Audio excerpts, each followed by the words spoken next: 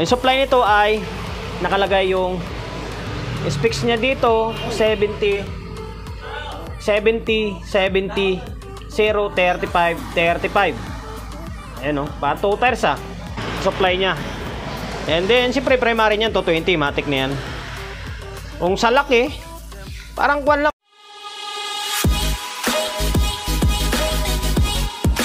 Welcome to my vlog. Today's video, eto pahabol na video na naman para meron tayong may content. Una sa lahat pala, shout out sa may-ari nito kasi laging nakasubaybay yun eh. Kaya eto, shout out sa iyo sir. Salamat sa pagkakatiwala ng unit mo kay Solid G. Ayun, eto BX3 na Broadway professional power amplifier yung meron tayo ngayon. Tayo pa ito. Nakalimutan ko na, bagong silang ba yun? O basta bandang bayan. Ano bandang Novaliches. Gila dito. Bali kwanto, usapan namin dito upgrade or hindi na upgrade to, palit laman. Palit laman loob. Pero hindi yun yung main point ko. Para meron lang ako may content. Bali kwento ko lang. Gulo no? Nagkwento ko lang yung conversation namin ng may-ari nito. Bali, i-review ko muna ito para meron tayong content. Syempre, i-review muna natin bago siya gawa ng panibagong ulit content pag nabuo na. Ayan, tinanggal ko na yung takip nito. Ito NBX 300, di ko lang alam. Wala na kasing manual guide to eh, kung nasa 300 watts ito or ano. Tingnan ko kung ma-search ko yung mga specs nito para may plus ko dyan sa my screen. Ulitin natin, Broadway NBX 300 mark ko. Ayun, punta tayo dito sa may transformer. Yan, ganda ng transformer niya, angas oh. Toyer parang ba't ganyan yung spelling? Exclusive niya eh. Toyer exclusive warranty. Mali yung spelling. Ayan. Yung supply nito ay nakalagay yung specs niya dito 70 70 70 0 35 35. Ayan o, pa 2 tires Tapos 0 14 0 14 13 0 13. Ayan, sa mga accessories na yan. Ayan, ayan yung supply niya. And then siyempre primary niyan 220, matic na yan. Kung sa laki parang kwan lang oh. Dito ako medyo, ito guys baka mamaya mabasa ko dahil dito. Ito ulitin ko kasi meron akong mga content kasi nung nakaraan na sa Broadway, medyo binabasa ko eh. Ang akin lang guys, ako wala akong pinapanigan or wala akong against sa ibang brand kasi Broadway, gumagamit din naman ako ng Broadway. Kung ano lang yung nakikita at napapansin ko, siyempre sasabihin ko, di ba? Kaya nga review to eh. Alam naman na magiging review tayo na one-sided. Kung ano lang nakikita natin, sabihin natin. Sa transformer, kung sa laki, may kukumpara ko parang sinlaki ng 735. 735 yung katotohanan. Hindi naka-normal yan. Baka sabihin nyo, ayan, i-zoom in ko. Ayan, naka-zoom in yan. Eh, normal ko. Nakalaki yung transformer niya. Tapos, ito yung board nyo. Parang sa LX20. Ganyan kaiksi lang. Ang lawak ng ng space nito. Pwede pang gawing diskuhan dito. Tapos yung output na ginamit ay NGW na 0281. Tapos kabila niyan 0302. Yan, bali 1, 2, 3, 4. Apat na pares na NGW, isang channel and then isang channel. Tapos sa capacitor niya ay apat na piraso. 2, 4. Apat na piraso lang na 63 volts na 10,000 microfarad. Medyo lamang-lamang pa ng konti yung LX20 dito. LX20 63 volts din yun pero kwan siya. Ito guys, pasensya kayo pasensya na kayo. Medyo marumi yung kamay natin. Hindi ako nakapaghugas kasi ito masakit to. Tinamaan ng barina. Katapos ko lang kasi mag-repair ng mga speaker. Ito, para mga speaker to. Biglang lumabo yung camera ko. Ayan, mga speaker yung ginagawa ko ngayon. Katapos lang, kaya singit mo na itong vlog natin para meron tayong content. Yun, balik tayo sa may capacitor. Apat lang na 63 volts na 1000 microfarad. Tsaka, ito guys na medyo isa sa napapansin ko.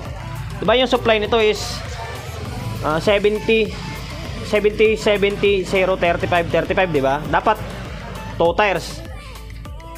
Ito yung napapansin ko. Ito guys baka banatan nyo naman ako dyan sa comment section. O ano lang nakikita at napapansin ko, sasabihin ko. Para at least pagbigay alam tayo, diba? Kabangan nyo, kung bibili kayo ng ganitong unit, hindi.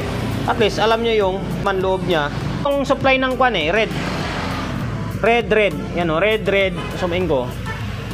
And yung 70 is red. Red. Itong dalawang pula na to. Yan, gumagana yan. Kasi may diode siya oh. Yan, gumagana. Tapos yung 35 sa low rail niya, yung 35 ay hindi gumagana. Yellow yan, yellow ah. Ano, 35 yellow yan. Ito hindi siya gumagana oh. Kasi walang diode.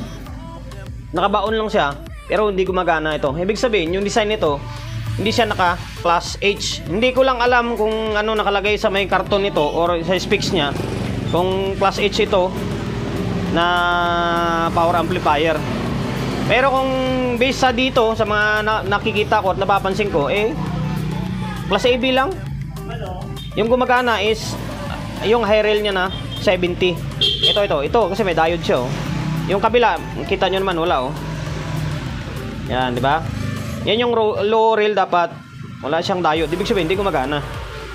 Kaya AB lang. Kaya nung napansin ko kanina, kasi usapan namin sana nito i-upgrade lang yung kayang papabayuhin daw yung 5 Pro 15. Sabi ko, alanganin.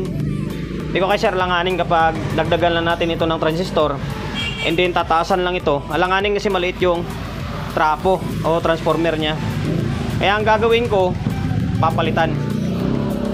Ito yung papalit ko na core. Ito medyo malaki na ito. Para sana to sa simbolin ko Yan, palit transformer and then palit na board ang gagawin ko rito.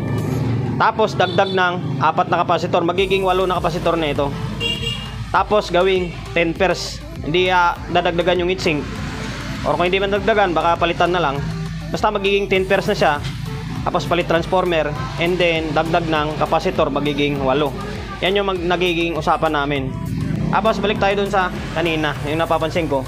Kaya nasabi ko na hindi siya class H kasi itong supply na galing dito sa may capacitor ito lang, dalawa lang negative. Ito speaker tong dilaw and then pula is positive. Tapos yung ground yan, dito na kumuha yan sa may yung ground yan, saan? Dito, ito yung ground yan ayan, speaker tong dilaw parehas kabilang channel. Sabi ko hindi pala class H ito, class AB lang. Ayan. Pero angas yung forma niya. Simple lang siya na hindi siya yung magarbo tingnan. Ito yung niya, yung bridging kit or input buffer. Tapos hindi siya SMD, solid din yung mga piyesa nyo. Yan, solid. Yan. Tapos dito yung soft start nyo. Ito masarap kopyahin Simple lang yung soft start nyo. Yun lang, may kukunting ngayon. I-review muna para siyempre meron tayo may kukontent para may abangan kayo pag nabuo na ito. Wala, loaded si Solid G ngayon. Ito nga hindi ko pa mabubuo to kasi order ng pyesa pa. Yung board niya ito, tapos yung DIY ko medyo napabayaan na. Ito yung capacitor. Yan lang. Why nakapagbigay idea ako sa inyo tungkol dito sa amplifier na ito. NBX3 Broadway class professional power amplifier. Salamat sa iyo, sir. Sa mga bago tayo magtapos, siyempre promotion sa mga gustong magpapa-repair o magpapagawa ng mga unit nila dito, dalhin nyo na lang dito sa mga shop ko. Ito yung shop ko, tapat lang ito, Mighty Mart Yan, ito Don Julio Gregorio Street ito, papuntang sa Oyo Road sa taas. Ayun, address ko is number 41 Don Julio Gregorio Street, sa Oyo Road, sa Oyo, Quezon City. Pages natin, promote na rin natin. Sa mga hindi pa nakapag-follow, paki-follow, and then siyempre paki-share ng mga walang kwentang video natin sa my Facebook, YouTube channel. Sa mga hindi pa nakapag-subscribe, paki-subscribe, like, share, and then siyempre paki-hit ng bell button sa gilid para updated tayo sa mga susunod na video natin. Ingat, God bless, and then peace atin lahat.